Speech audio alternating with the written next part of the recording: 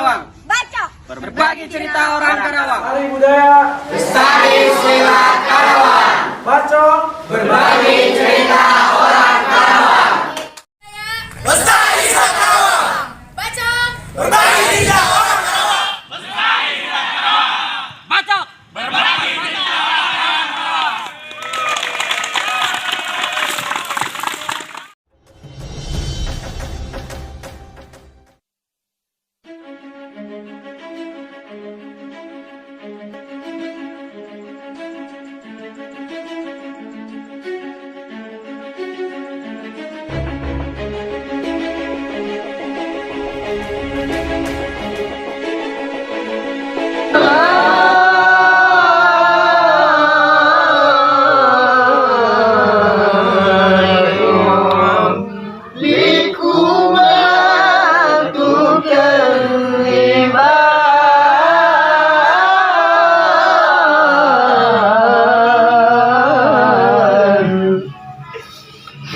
Selesai lagu 3. Terus lagu apa?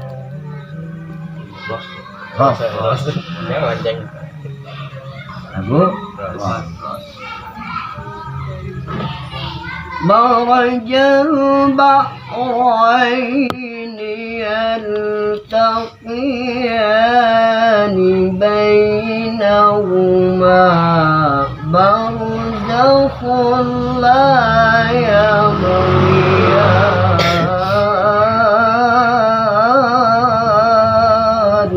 Silat dari Karawang, ada di Karawang, dan tercipta di Karawang. Bedanya. Kalau dulu silat zaman dulu lahirnya di Padepokan, di pesantren-pesantren bersama kiai-kiai bersama santri-santri. Sehingga orang mengenal silat, mengenal sholat, mengenal bela diri, mengenal ngaji. Silat menjadi tonggak utama perlawanan di Indonesia. Kita tahu itu. Jadi yang bisa silat sembunyi-sembunyi. jangan sampai ketahuan sama orang lain tuh kan. Terutama sama Belanda ya. Iya. Karena kalau ketahuan sama Belanda yang bisa silat ini pasti perlawanan yang bakal ngelawan Belanda. Pasti diincar terus gitu ya. Termasuk ini. Golok Lubuk ini adalah simbol perlawanan terhadap kolonialisme dan imperialisme dan agresi militer Belanda 1 dan 2. Orang yang punya golok ini pasti nih yang berjuang lawan Belanda. Gitu. Ditembakin sama Belanda, dia bilang sediain pelurunya sebaskom. Di Quran ini juga sama sebagai bela diri, perisai diri. Kita tahu bahwa Karawang ini adalah pangkal penyebaran Islam pertama di wilayah Pasundan, Jawa Barat. Assalamualaikum warahmatullahi wabarakatuh. Waalaikumsalam warahmatullahi wabarakatuh. Salam pecinta silat di seluruh Indonesia. Lestari budaya. Lestari silat Karawang. Baco. Berbagi cerita orang Karawang. Oke, saksikan video ini sampai selesai sebagai salah satu wujud kecintaan kita terhadap pencak silat di Indonesia, khususnya di Karawang. Dan di sini kami bersama Bang Beben selaku pendiri Padepokan Tebok Karawang. Assalamualaikum.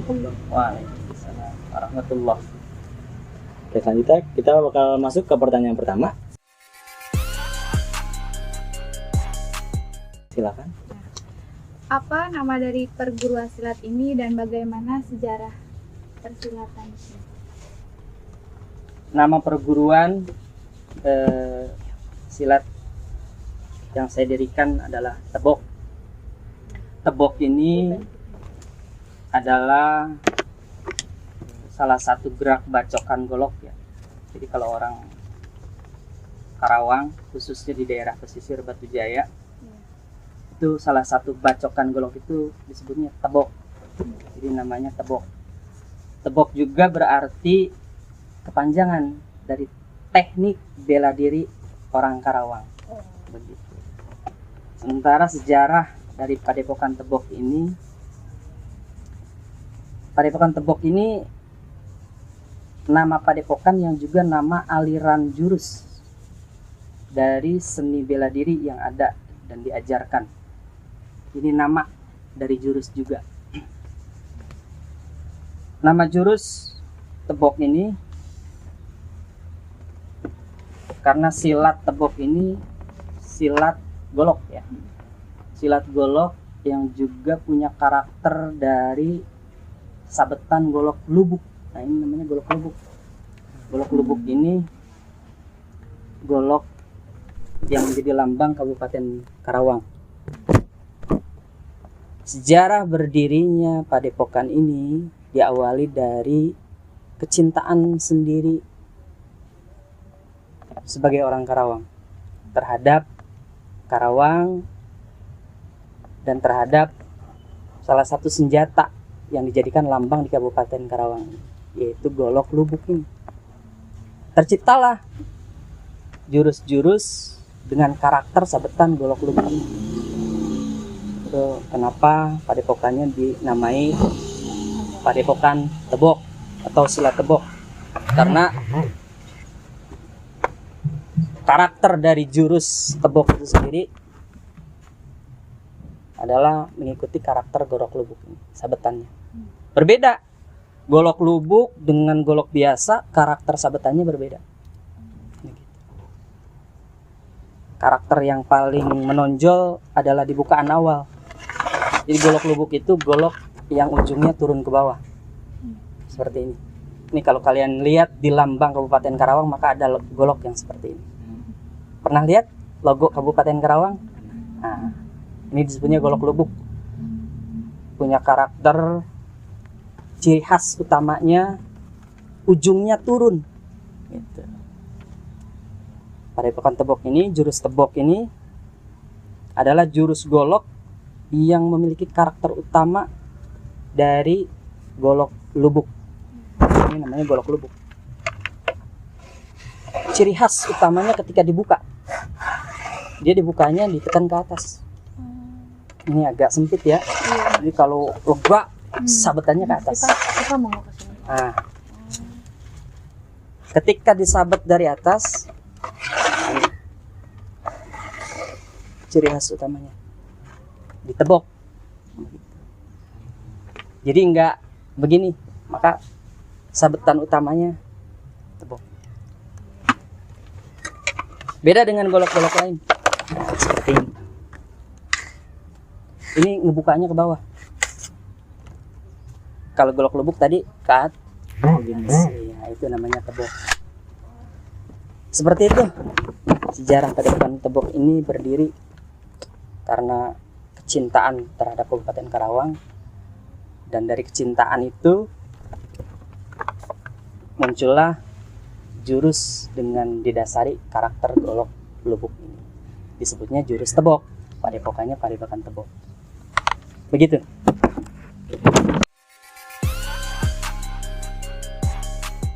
Selanjutnya itu pertanyaan selanjutnya itu apa sih Pak yang melatar belakangi atau filosofi dari Padepokan ini? Terus kayak dalam filosofinya itu kayak ada yang terkandung apa gitu. Iya, Kan biasanya suka iya. ada kan. Iya. Tadi sejarah ya. Sekarang latar belakang dan filosofi-filosofi Iya. yang ada di Tebok. Iya. Kerisauan terhadap lingkungan generasi-generasi muda di Kabupaten Karawang yang saat ini terlihat sepertinya ada penurunan karakter, penurunan daya saing, dan banyak hal terkait generasi-generasi muda di Kabupaten Karawang yang sudah mulai menurun rasa cinta dan kebanggaannya menjadi masyarakat di Kabupaten Karawang, sehingga menurun daya saing mereka. Dan kalau ditanya anak-anak muda Kabupaten Karawang, kenal nggak golok ini namanya, bahkan mereka nggak kenal. Apalagi kalau kita lihat banyaknya perilaku-perilaku yang kurang baik di generasi muda saat ini, khusus ya di lingkungan di Kabupaten Karawang. Nah, dari sanalah muncul keinginan untuk menciptakan atau membuat wadah bagi para kaula muda, generasi muda di Kabupaten Karawang, agar mereka bisa diarahkan ke arah yang positif. Dibuatlah Padepokan Tebok. Jadi yang melatar belakang itu, sehingga tujuan dari Padepokan ini sendiri supaya bisa jadi wadah anak-anak muda, generasi muda di Kabupaten Karawang agar bisa terarah ke hal yang positif. Terkait filosofi di Padepokan Tebok, bil khusus kalau kita kasih lihat lambang dari Padepokan, itu ada masjid dengan tiang 4, juga dengan suhunannya 3, dan di atasnya ada golok lubuk ini. Filosofi khusus dari Padepokan sendiri, dari Tebok sendiri, filosofi utama dari Padepokan Tebok ini terkandung dalam filosofi golok ini. Golok lubuk punya filosofi kuat, tajam. Artinya Padepokan ini membentuk karakter dan jiwa-jiwa insan generasi muda Kabupaten Karawang yang kuat fisiknya, tajam pikirannya, tajam mata hatinya. Dan tidak lupa, golok lubuk ini punya karakter yang semakin ujung, semakin tinggi, semakin menurun. Seperti filosofi padi. Semakin tinggi derajat seseorang, semakin tinggi ilmunya, semakin tinggi kebisaannya, maka akan semakin merunduk rendah hati. Itu filosofi dari Padepokan Tebok ini, mengambil filosofi dari itu. Sementara tajam dan kekuatan itu sendiri ada 2, sesuai dengan lambangnya juga yang tadi saya sebutkan. Ada 4 pilar dan 3 suhunan. Artinya bukan cuma sekedar fisik, tapi juga rohaninya kuat. 4 pilar ini mengartikan 4 permata yang Allah anugerahkan kepada manusia. Permata yang pertama akal, permata yang kedua akhlak, permata yang ketiga rasa malu, permata yang keempat amal soleh. Itu yang harus dijaga, yang menjadi filosofi Padepokan Tebok ini. Dan 3 derajat manusia, Islam, iman, dan ihsan. Itu filosofi yang terkandung dalam Padepokan Tebok ini.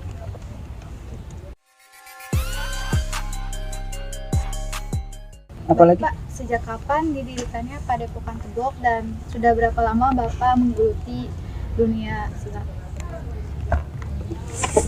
Dari menggelutinya dulu ya. Saya mulai senang dengan bela diri itu di tahun 2004 ketika lulus SMA. Salah seorang guru saya juga bapak muda sebetulnya, dan kalau di Tebok itu jadi dewan penasehat, berbicara kepada saya banyak panjang lebar. Ada kutipan yang saya masih ingat. Kata dia, kamu harus tahu banyak hal, karena dalam dunia ini kamu akan menemukan banyak hal. Bicara-bicara termasuk ilmu bela diri. Saya bilang nggak perlu, saya kan saya orang baik. Singkat cerita dia bilang, ya kamu orang baik, tapi bisa saja nanti ketemu dengan hal yang tidak baik. Maka saya diajarkan tuh.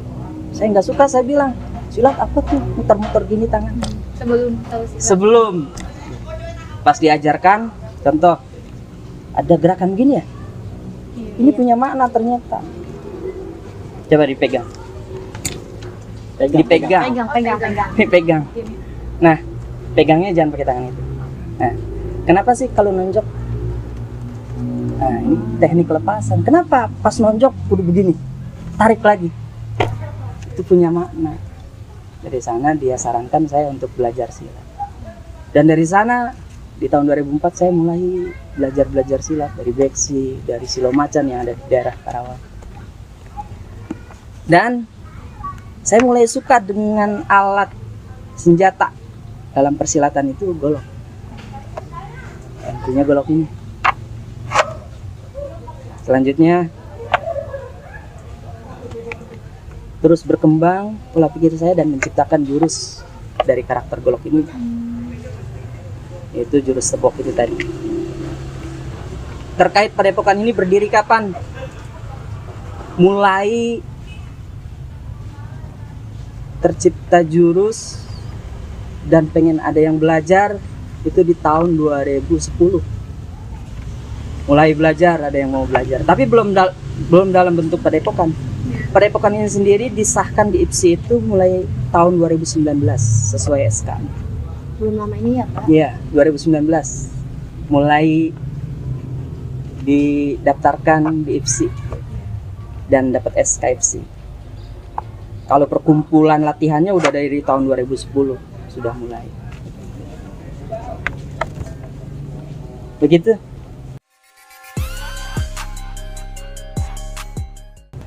Bagaimana makna aspek dari spiritual, bela diri, seni budaya, dan aspek olahraga? Ya, pencaksilat itu memang ada aspek-aspek ya yang ada dalam pencaksilat. Di antaranya yang tadi disebutkan aspek mental spiritual, aspek bela diri, aspek seni budaya, dan aspek olahraga. Tertarik saya menjawab aspek mental spiritual dulu ya. Boleh Pak. Jadi dalam tebok itu seperti yang tadi saya utarakan di filosofinya, bahwa tebok ini bukan cuma sekedar gerakan fisik. Makanya ada 2 gerak dalam perguruan tebok ini. Yang pertama gerak rohani dan gerak jasmani. Nah, gerak rohani ini khusus anak-anak di tebok ini belajar keagamaan, mulai dari tahsin Quran, belajar qiraat, dan belajar kitab-kitab terkait. Tidak hanya jasmani. Betul sekali. Jadi dipelajari kitab-kitab agama Islam terkait fikih, akhlak, dan lain sebagainya. Kalau dalam tebok belajar rohani itu kita istilahkan tuar atau nuar ya, nuar ilmu. Tuar itu kalau dalam bahasa Sunda nebang sebetulnya. Iya, nebang pohon, nuar pohon. Tapi yang dimaksud adalah nebang keilmuan kerohanian. Juga bisa diartikan nebang kesombongan, nebang keburukan-keburukan yang ada di dalam diri. Nah, itu aspek spiritual. Aspek mentalnya pasti ada dalam pencaksilat. Karena dalam pencaksilat itu kita dilatih untuk berani megang golok, berani ngayun golok. Otomatis mentalnya pun jadi lebih kuat. Dan yang lebih utama adalah dilatih ketauhidan, kepasrahan diri kepada Allah Subhanahu wa taala, bahwa tidak ada satu yang terjadi apapun tanpa kehendaknya. Hilanglah rasa takut ketika kita tahu la haula wala quwata illa billah. Begitu.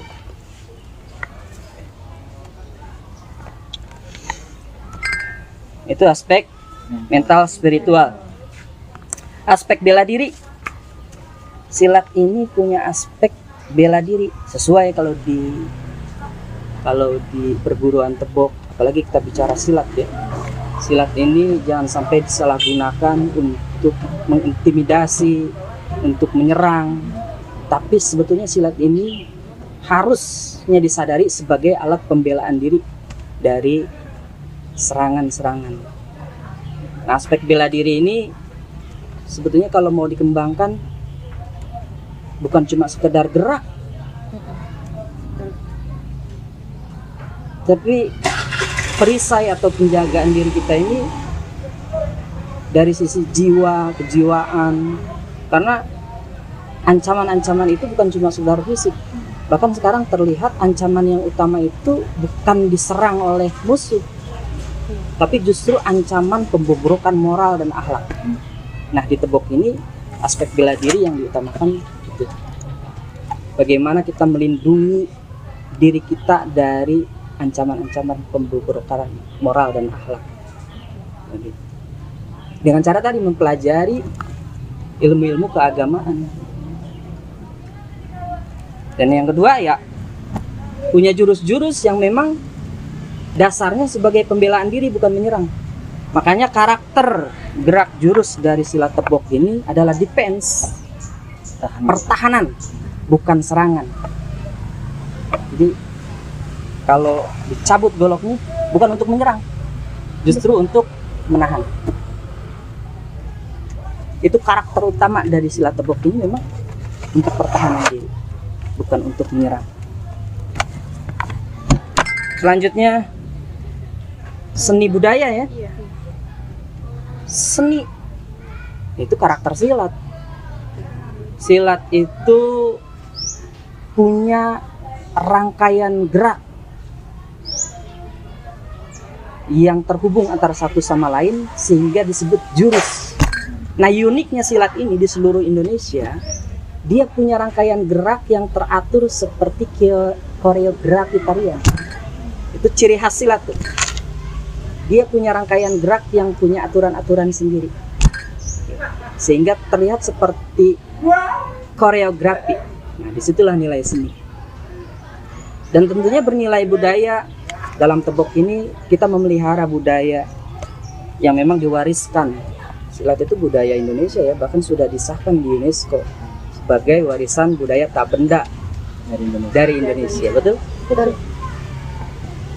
Terutama di Karawang, budaya goloknya ini sudah ternaturalisasi ya, meskipun bisa jadi goloknya bukan dari Karawang asli, tapi sudah ternaturalisasi, artinya sudah mengakar dan ada di Karawang ini.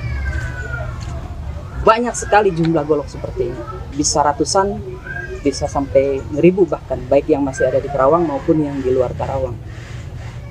Itu budaya, artinya tebok ini memiliki aspek budaya khusus. Silat tebok memang silat dari Karawang, ada di Karawang, dan tercipta di Karawang. Begitu. Aspek olahraga jelas ya, gerak itu pasti olahraga, mengolahragakan tubuh, menggerakkan tubuh.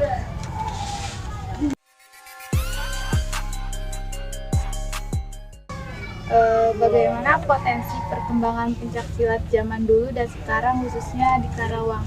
Apa ada perubahan atau ada sama aja selama Bapak di dunia bersilat? Iya, Masya Allah. Perkembangan yang saya tahu ya, saya jawabnya sedikit cerita. Karawang ini adalah kota pangkal perjuangan. Iya, betul. Bahkan titik kemerdekaan Republik Indonesia ada di Rengas Dengklok, Karawang, ketika Bung Karno diamankan untuk memproklamasikan kemerdekaan Indonesia. Kita tahu semua itu. Nggak mungkin Soekarno diajak ke Dengklok tapi nggak ada yang ngejamin keamanan. Artinya kalau mau bicara perkembangan silat di Kabupaten Karawang sejak zaman Majapahit sudah ada sih. Ketika Fatih Gajah Mada mempersatukan Nusantara, sudah masuk silat baik yang ada di Karawang sendiri sebagai tanah Pasundan maupun yang dari luar.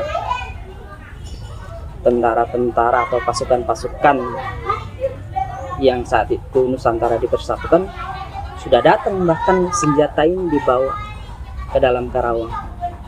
Tapi kita pakai rangkaian yang dekat aja ya. Artinya dahulu pada saat penjajahan Belanda, atau bukan penjajahan ya, kolonialisme, imperialisme ya, Belanda lakukan, itu persilatan di Kabupaten Karawang ini berasal dari padepokan-padepokan dan pesantren. Jadi bukan perguruan bela diri, bukan, justru dari pesantren-pesantren, dari padepokan-padepokan, sehingga memang mereka mengenal silat juga mengenal sholat, mengenal bela diri juga mengenal ngaji. Itu zaman dahulu. Beda hal kalau sekarang mungkin perguruan banyak gitu. Tapi bukan di pesantren, Iya. Di klub-klub, bukan klub-klub. jatuhnya di klub-klub, bukan di padepokan gitu. Kalau nggak ekstrakurikuler yang di sekolah. Betul, itu perbedaannya. Kalau dulu silat zaman dulu lahirnya di padepokan, di pesantren-pesantren bersama kiai-kiai, bersama santri-santri, sehingga orang mengenal silat, mengenal sholat. Mengenal bela diri, mengenal Ngaji. Agak beda sekarang. Makanya ada istilah silat untuk prestasi. Dulu enggak. Iya. Bahkan ada istilah kalau orang tua dulu bisa silat disembunyiin. Gak boleh dipertontonkan dia bisa silat. Kenapa sih begitu? Kenapa sih harus disembunyikan? Karena silat ini dijadikan sebagai media perlawanan terhadap kolonialisme dan imperialisme, termasuk dalam agresi militer Belanda I. Silat menjadi tonggak utama perlawanan di Indonesia. Kita tahu itu. Jadi yang bisa silat sembunyi-sembunyi. Jangan sampai ketahuan sama orang lain tuh Pak. Terutama sama Belanda ya. Iya. Karena kalau ketahuan sama Belanda yang bisa silat ini pasti perlawanan yang bakal ngelawan Belanda. Pasti diincar terus gitu ya. Termasuk ini. Golok Lubuk ini adalah simbol perlawanan terhadap kolonialisme dan imperialisme dan agresi militer Belanda I dan II. Orang yang punya golok ini pasti nih yang berjuang lawan Belanda. Gitu. Ini simbol, makanya pangkal perjuangan dilambangkan dengan ini. Jadi dulu orang yang punya golok begini, orang yang lawan sama Belanda pasti. Ada satu kisah ketajaman cara berpikir dan ketajaman mata hati. Salah satu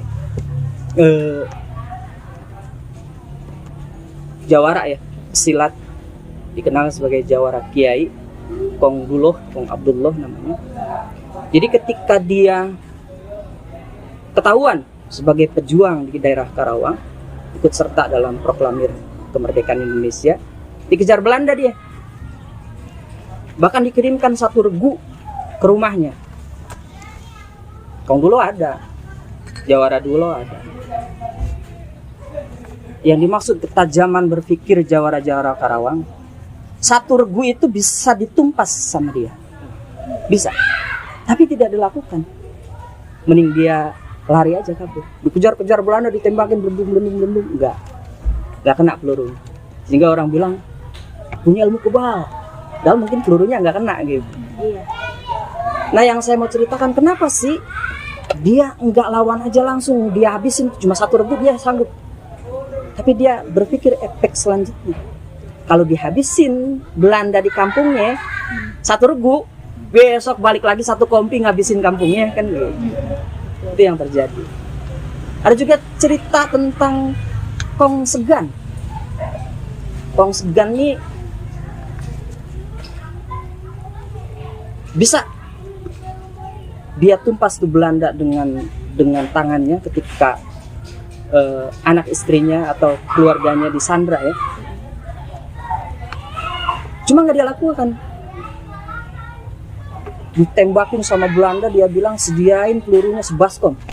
Karena dia tembus, meleset. Allahu alam. Saya berpikir ini orang-orang yang tingkat ketauhidannya sudah tinggi. Karena dia berpikir kalau tuh peluru tidak tertulis namanya nggak bakal nyampe ke tubuhnya. Tapi pada akhirnya Kong Segan ini memilih untuk bisa ditembak dengan ngasih tahu kelemahan ilmunya. Kalau dalam cerita yang diceritakan ke saya dari keturunannya pakai tusuk sate. Habis ditusukin sate di kupingnya ditembak mati. Kenapa sih lebih baik milih mati? Karena sudah ada adanya yang ditembak. Kalau dia nggak bisa ditembak, dia habisin di keluarga. Bahkan kalau dia ngelawan saat itu, bisa jadi datang lebih banyak Belanda buat ngabisin sekampung. Jadi Kong Segan malah milih mati. Sudah, tapi aman. Nah, orang-orang yang udah ketahuan kayak begini nih, kemampuannya dan perlawanannya terhadap Belanda pasti dikejar sama Belanda saat itu. Sehingga ada istilah zaman dulu orang yang bisa silat nyembunyiin. Digunainnya pada saat ngelawan di areal peperangan begitu. Bahkan kalau di kampungnya sendiri nggak mau dia lawan, bahaya, bisa balik lagi ngegerebek kampungnya, itu maksudnya. Ngelibas habis kampungnya. Betul. Kenapa sih sampai ngapain lari padahal bisa? Ngapain mau dibunuh padahal bisa? Begitu.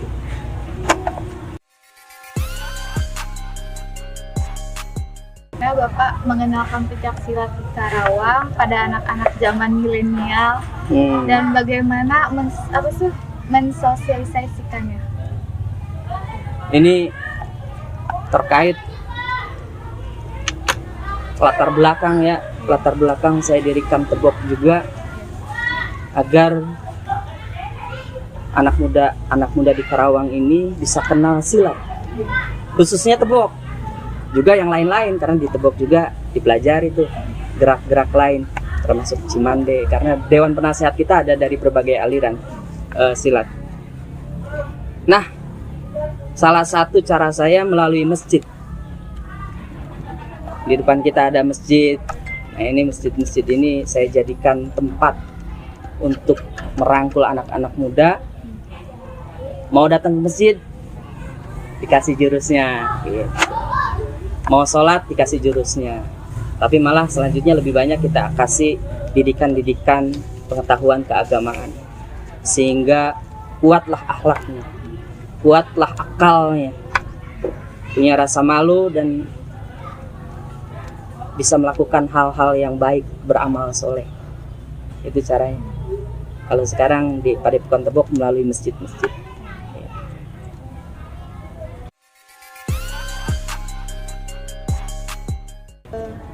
Apa sih Pak pesan dan kesan Bapak dari pencak silat ini, khususnya daerah Karawang? Kayak pesan Bapak untuk silat yang akan mendatang. Saya berharap silat ini bisa berkembang ya, dan silat ini tidak disalahartikan dan disalahgunakan di Kabupaten Karawang. Bisa silat bukan berarti kita jadi anarkis ya, nggak boleh. Bisa silat kita jadi bisa mengintimidasi, bisa silat justru malah kita bisa mengayomi, bisa menahan diri. Karena kalau sudah bisa silat, tahu ukuran tuh apa yang kita bisa lakukan dengan ilmu silat kita. Dan saya berharap melalui Tebok ini orang khususnya di Kabupaten Karawang cinta dan tahu golok lubuknya Kabupaten Karawang yang ada di lambang-lambang Kabupaten Karawang, dan semakin cinta dan bangga menjadi bagian dari masyarakat Kabupaten Karawang dengan belajar Tebok, jurus yang memang asli dari Karawang. Yang kedua, saya berharap, ini harapan ya, bahwa pemimpin ini melirik. Karena saya yakin lewat para stakeholder, lewat para pemimpin, budaya ini bisa lebih cepat berkembang. Kalau saya dengan Tebok dan padepokan yang saya bentuk hanya sebagian kecil di wilayah Karawang, akan bisa lebih berkembang lagi ketika silat ini diambil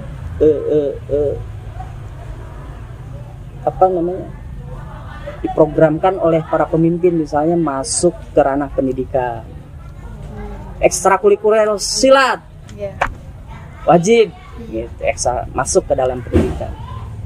Ya bisa jadi masuk ke kurikulum kan begitu, bukan ekstrakurikuler lagi, bisa jadi mata pelajaran wajib misalnya gitu, yang ada di sekolah-sekolah.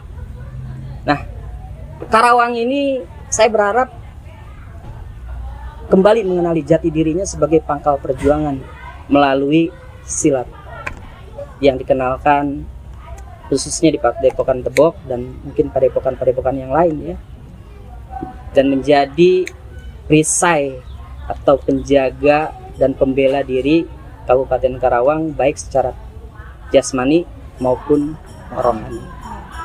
Mungkin itu pesan.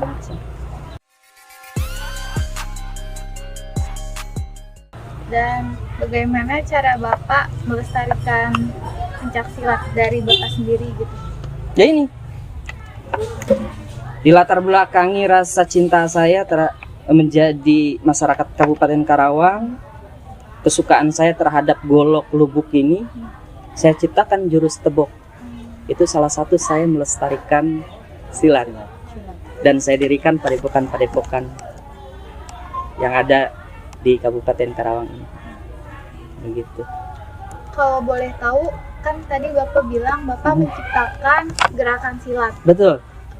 Bapak sudah menciptakan berapa gerakan silat? Oke, di Tebok ini sesuai dengan filosofinya ya. Iya. Ada terdiri dari 4 tiang jurus, 4 pilar jurus, dan 1 jurus adukan. Jadi semuanya rangkaiannya ada 5. Jurusnya ada 5. 4 tiang jurus. Jurus pertama jurus lubuk atau jurus dasar atau jurus tegak. Jurus kedua jurus tunduk. Jurus ketiga jurus runduk. Jurus keempat jurus tubruk. Yang kelima jurus aduk. Jurus aduk ini bisa 1 ke 5 ke 3 terserah. Campur ya Pak. Disebutnya jurus aduk. Jadi 5 rangkaian jerat. Kenapa bisa disebut lubuk, tunduk, randuk? Itu makna seni juga ya dalam silat tebok. Setiap lambangnya punya makna. Iya. Setiap jurusnya juga punya nilai seni. Iya. Kenapa sih jadi lubuk? Karena Iya, nggak jurus ada paling kata dasar. lain gitu. Jurus paling dasar kita sebut jurus lubuk gitu. Karena tadi lubuk itu artinya turun ke bawah. Iya. Selanjutnya jurus tunduk, jurus runduk, dan jurus tubruk. Sebetulnya ada nilai-nilai filosofis Islami yang saya mau bawa juga dari keempat yang jurus dan 5. Kenapa sih jumlahnya 5? Kenapa jumlahnya 4? Berhubungan dengan lambangnya tadi 4 pilar. Maka 4 tiang jurus gitu. Dan 5-nya aduk. Kita ingat bahwa 5 itu rukun Islam yang kelima. Oh iya. Berlanjut kepada Islam, iman, dan ihsan. Pada intinya menghantarkan tebok ini bagaimana kita berhubungan dengan Tuhan, nilai-nilai tauhid yang mau diterapkan.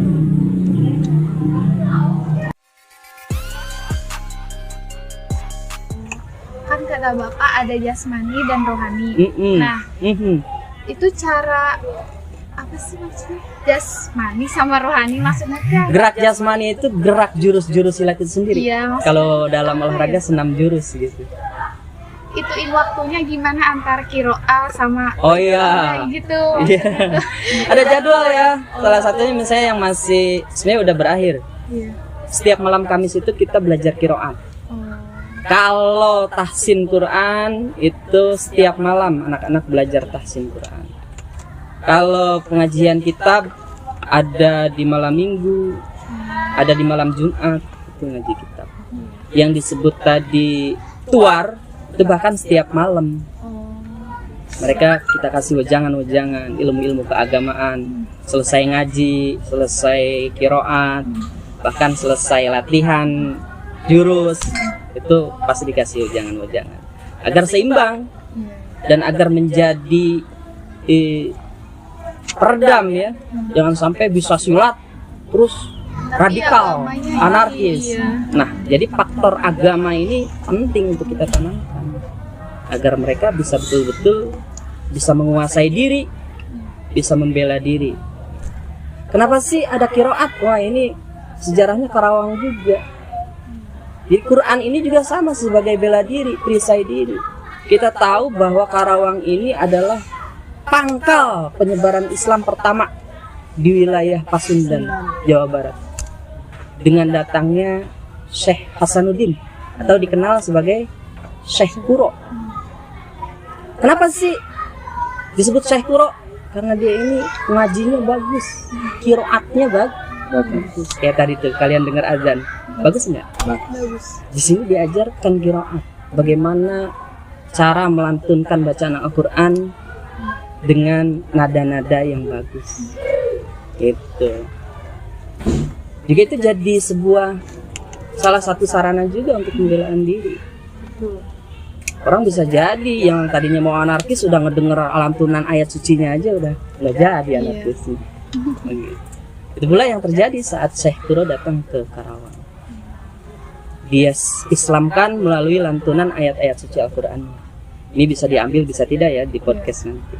Tapi sebenarnya menarik. Termasuk nama Karawang. Ada beberapa teori yang memberikan penamaan Karawang itu sendiri. Ada teori Karawang itu diambil dari kata rawa, Karawaan. Karena daerah Karawang ini banyak rawa. Jadilah dinamai Karawang. Ada juga teori yang menyatakan bahwa Karawang ini diambil dari kata Syekh Kuro itu. Jadi orang yang kiro, orang yang baca Quran. Jadi kuro uwong, orang yang baca Quran. Sehingga wilayah ini disebut Karawang karena teori tadi diambil dari kata kuro uwong.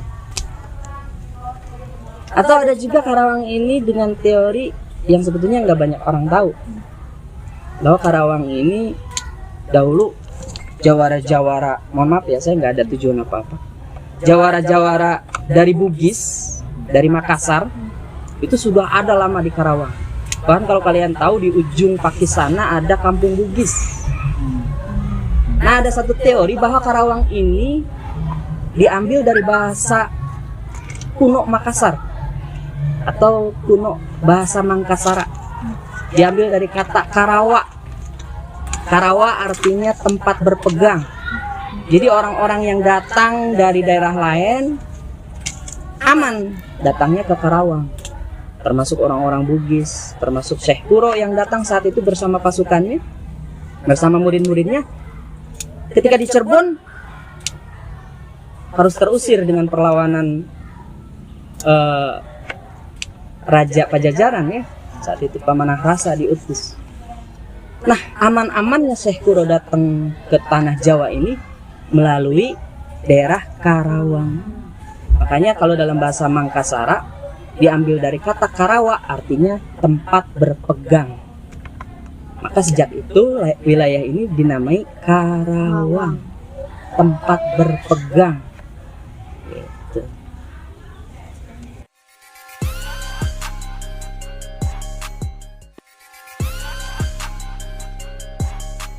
Mungkin sudah semua pertanyaan. Oke, Terima kasih banyak Bapak. ya. Banyak sekali. Ya, terima kasih untuk Bang Beben selaku pendiri Padepokan Silat Tebok. Semoga Padepokan Silat Tebok itu bisa terus berkembang, terus menciptakan hal-hal baik untuk para pesilat yang akan datang. Terima kasih Bapak sekali lagi. Kami dari kelompok mahasiswa dari Sika Bapak sudah mau luangkan waktunya untuk berbincang-bincang mengobrol santai. Insya Allah, semoga bisa memberikan manfaat ya. Amin Bapak. Oke, terima kasih. Mungkin sekian video dari kami. Kita akhiri dengan salam. Assalamualaikum warahmatullahi wabarakatuh. Waalaikumsalam warahmatullahi wabarakatuh.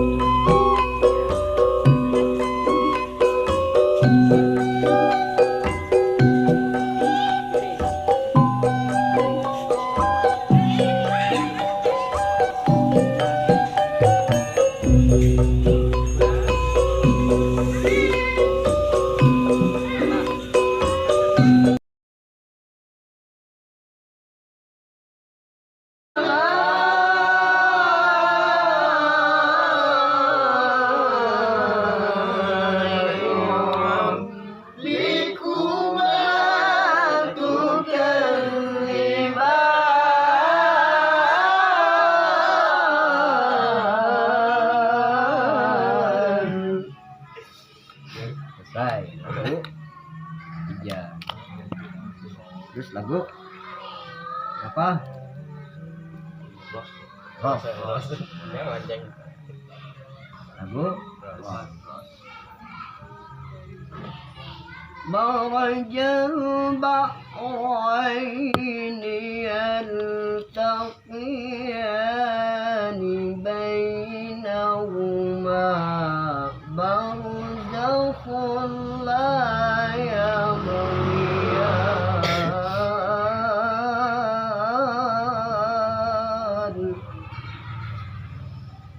مرج البحرين يلتقيان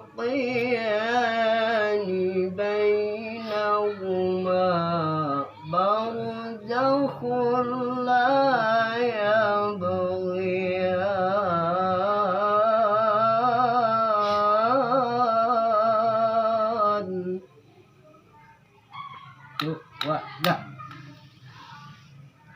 مرج البحرين يلتقيان بينهما برزخ لا يبغيان.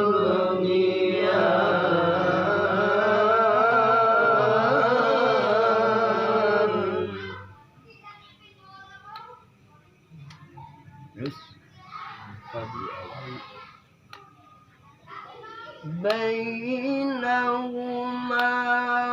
برزخ لا يبغيان فبأي آلاء